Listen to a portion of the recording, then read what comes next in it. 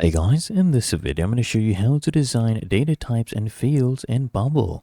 The first thing I want you to do is log into your Bubble dashboard, and then here on the left hand panel, click on this icon to access data. And then to actually create a data type, you can use Bubble's AI as well. You can click on generate data types, and then you can also use their example prompts as well. You can go ahead and type yours in here and just use natural language to explain what you want to achieve. I'll close this and we'll come here, click on this text box where it says new type. I'll name our data type order, and then I'll click on create. Only toggle this one on if you want it to remain private by default, because usually these things are visible to everyone. So I'll go ahead and click on create, and here we have our data type called order created. They have put in some pre-identifying fields. You can click here to create a new field, and you can name your fields. So let's do, for example, service, and for field type I'll go ahead and use the service data type. I'll click on create, and I'll go ahead and create more. This one will be buyer. The field type will be user. Click on create. I'll show you another one, for example, amount, and in this case what I will do, the field type, I will choose number. That is a basic type. There are more right here that you can pick according to your needs. So I'll choose number, click on create, and it's really that easy. That is how to design data types and fields in Bubble.